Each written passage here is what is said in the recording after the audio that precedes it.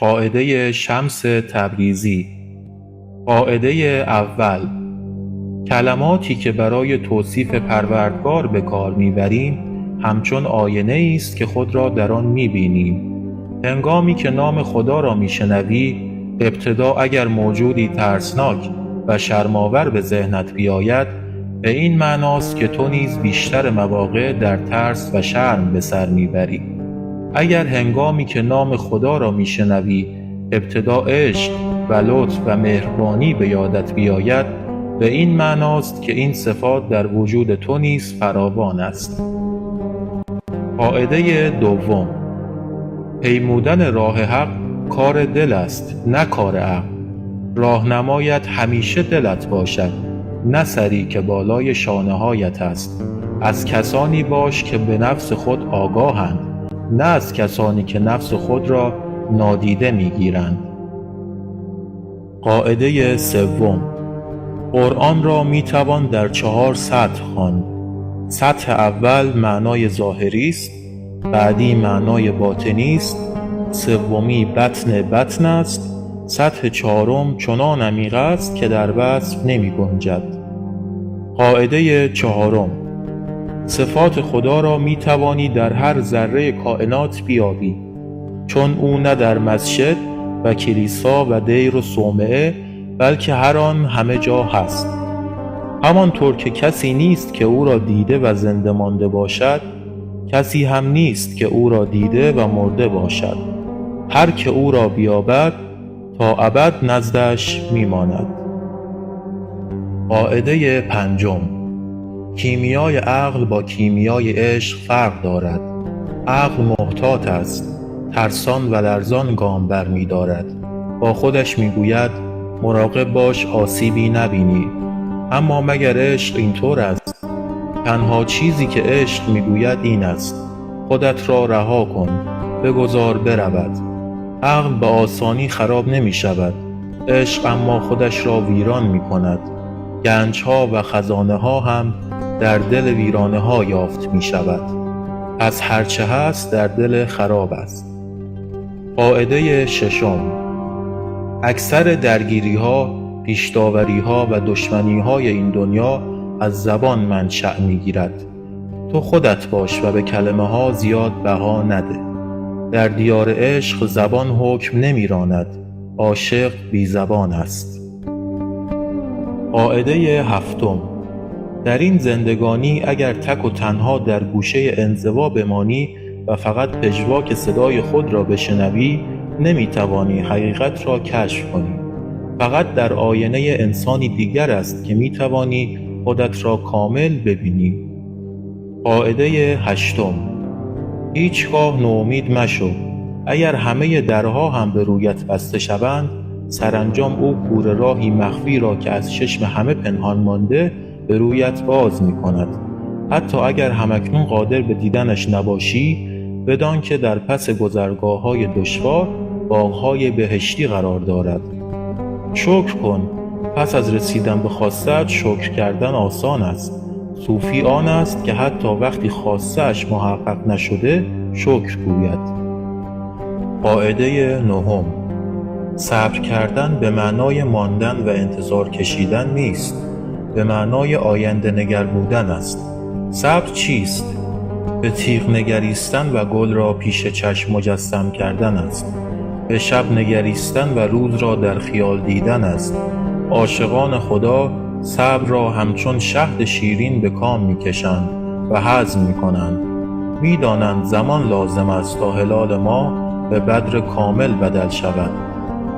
قاعده 10: به هر سو که می‌خواهی، شرق، غرب، شمال یا جنوب، برو. اما هر سفری را که آغاز می‌کنی، سیاحتی به درون خود بدان. آن که به درون خود سفر می‌کند، سرانجام عرض را طی می‌کند. قاعده 11: قابله می‌داند که زایمان بی درد نمی‌شود.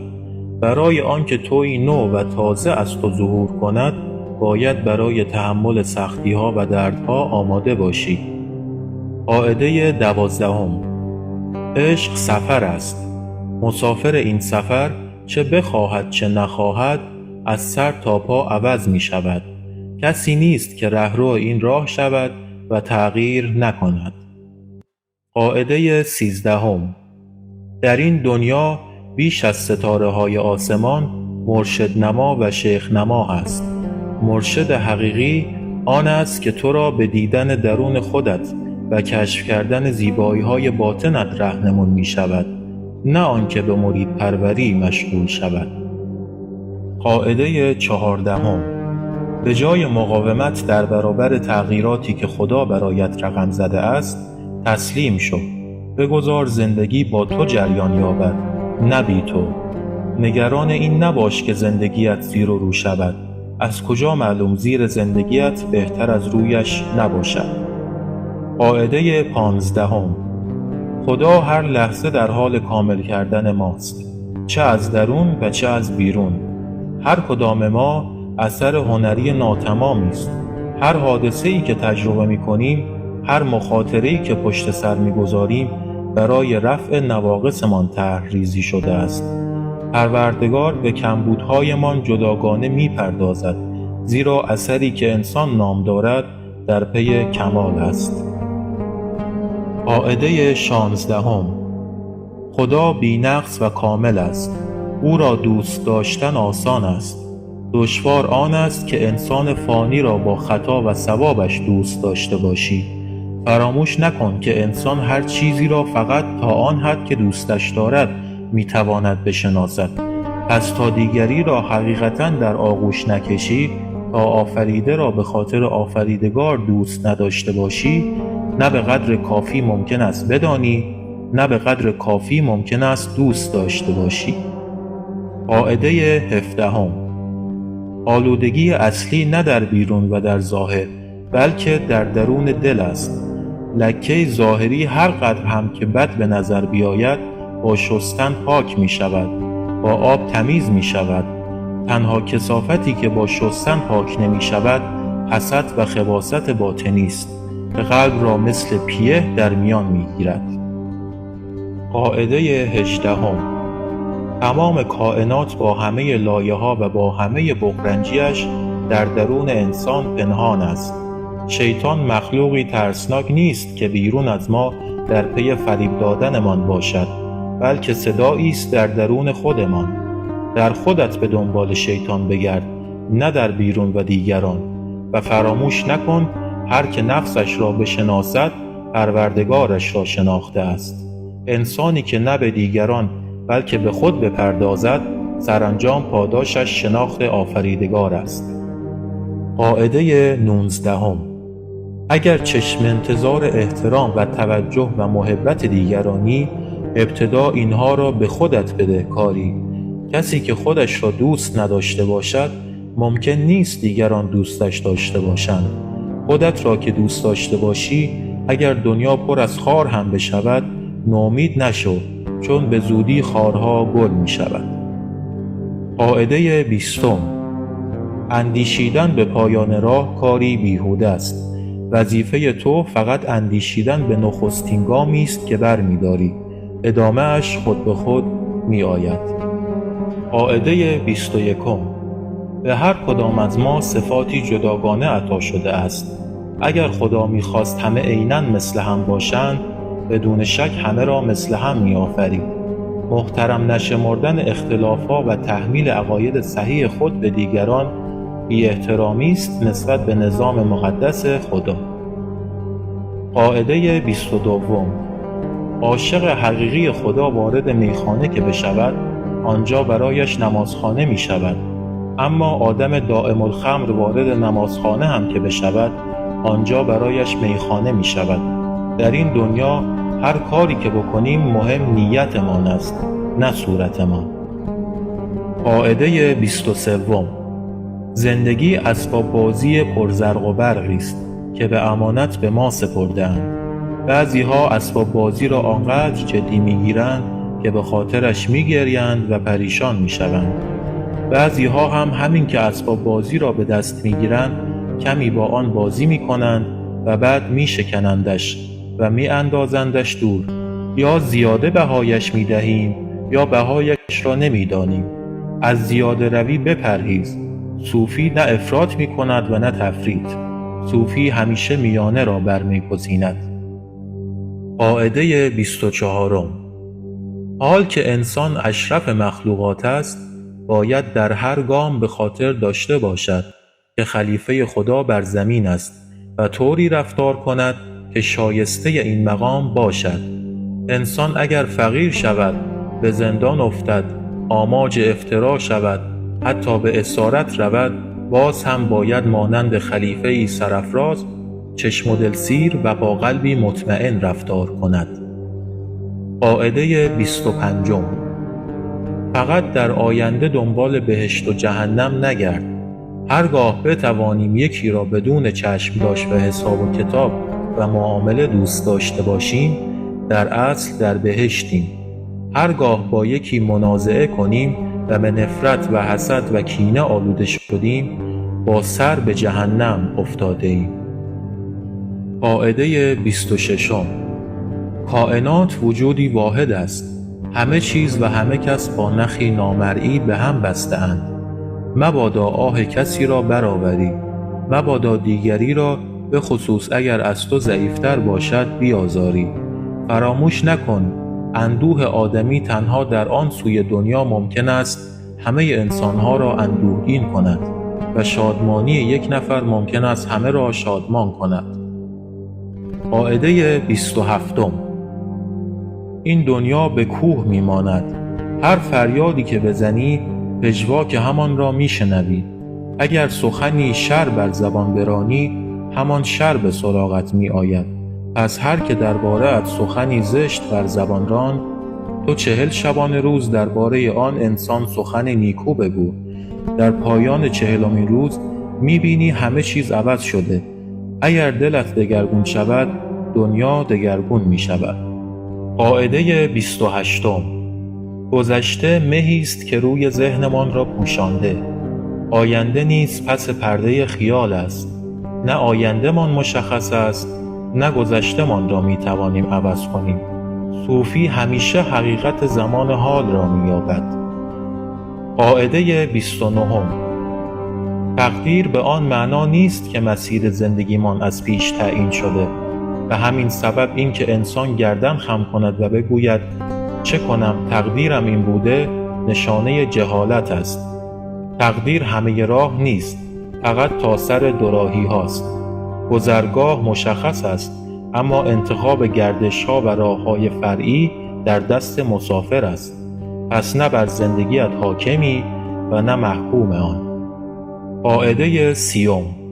صوفی حقیقی آن است که اگر دیگران سرزنشش کنند، عیبش بجویند، بعدش بگویند، حتی به او افترا ببندند، دهانش را بسته نگه دارد و درباره کسی حتی یک کلمه حرف ناشایست نزند. صوفی عیب را نمی بیند، عیب را می پوشاند. قاعده 31.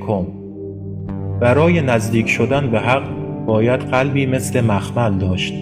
هر انسانی به شکلی نرم شدن را فرا می گیرد. بعضی ها مرض کشنده را، بعضی ها درد فراق می کشند، بعضی ها درد از دست دادن مال. همگی بلاهای ناگهانی را پشت سر می گذاریم.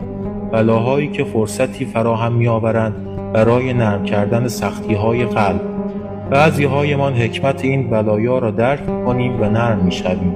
بعضی هایمان اما افسوس که سخت‌تر از پیش می شویم. قاعده 32. همه پرده های میانتان را یکی یکی بردار تا بتوانی با عشقی خالص به خدا بپیوندی. قواعدی داشته باش، اما از قواعدت برای راندن دیگران یا داوری درباره‌شان استفاده نکن. به ویژه از بت‌ها بپرهیز ای دوست، و مراقب باش از راستی‌هایت بت نسازی. ایمانت بزرگ باشد، اما با ایمانت در پی بزرگی مباش. قاعده 33. در این دنیا همه میکوشند چیزی شوند، تو هیچ شو، مقصدت فنا باشد. انسان باید مثل گلدان باشد، همانطور که در گلدان نه شکل ظاهر بلکه خلأ درون مهم است، در انسان نیز نه ظن منیت بلکه معرفت هیچ بودن اهمیت دارد. قاعده 34. تسلیم شدن در برابر حق نه ضعف است نه انفعال، برعکس چنین تسلیم شدنی قوی شدن است به حد اعلی. انسان تسلیم شده سرگردانی در میان موجها و گردابها را رها می کند و در سرزمینی امن زندگی می کند. قاعده 35. در این زندگی فقط با تضادهاست که می توانیم پیش برویم. مؤمن با منکر درونش آشنا شود، ملحد با مؤمن درونش. شخص تا هنگامی که به مرتبه انسان کامل برسد پله پله پیش می رود و فقط تا حدی که تضادها را پذیرفته بالغ می شود. قاعده 36. از حیله و دسیسه نترس. اگر کسانی دامی برایت بگسترانند تا صدمه‌ای به تو بزنند، خدا هم برای آنان دام می گسترد. چاهکن اول خودش ته چاه است. این نظام بر جزا استوار است. نه یک ذره خیر بی جزا می ماند، نه یک ذره شر. تا او نخواهد برگی از درخت نمی افتد. فقط به این ایمان بیاور. قاعده 37. ساعتی دقیق تر از ساعت خدا نیست. آنقدر دقیق است که در سایه اش همه چیز سر موقعش اتفاق می افتد. نه یک ثانیه زودتر، نه یک ثانیه دیرتر. برای هر انسان یک زمان عاشق شدن است، یک زمان مردن. قاعده 38. برای عوض کردن زندگیمان، برای تغییر دادن خودمان هیچگاه دیر نیست. هر چند سال که داشته باشیم، هر گونه که زندگی کرده باشیم، هر اتفاقی که از سر گذرانده باشیم، باز هم نو شدن ممکن است. حتی اگر یک روزمان درست مثل روز قبلش باشد، باید افسوس بخوریم. باید در هر لحظه و در هر نفس نو شد. برای رسیدن به زندگی نو باید پیش از مرگ مرد. قاعده 39. حتی اگر نقطه ها مدام عوض شوند، کل همان است. به جای دزدی که از این دنیا می رود، دزدی دیگر به دنیا می آید. جای هر انسان درستکاری را انسانی درستکار می گیرد. کل هیچگاه دچار خلل نمی شود. همه چیزش سر جایش می ماند، در مرکزش. هیچ چیز هم از امروز تا فردا به یک شکل نمی ماند، تغییر می کند. به جای هر صوفی که می میرد، صوفی دیگر می زاید. قاعده 40. عمری که بی عشق بگذرد بیهوده گذشته است. نپرس که آیا باید در عشق الهی باشم مجازی، عشق زمینی یا عشق آسمانی یا عشق جسمانی. از تفاوتها تفاوت می زاید. حال آنکه به هیچ متمم و صفتی نیاز ندارد عشق. خود به تنهایی دنیایی است عشق. یا درست در میانش هستی، در آتشش، یا بیرونش هستی، در حسرتش.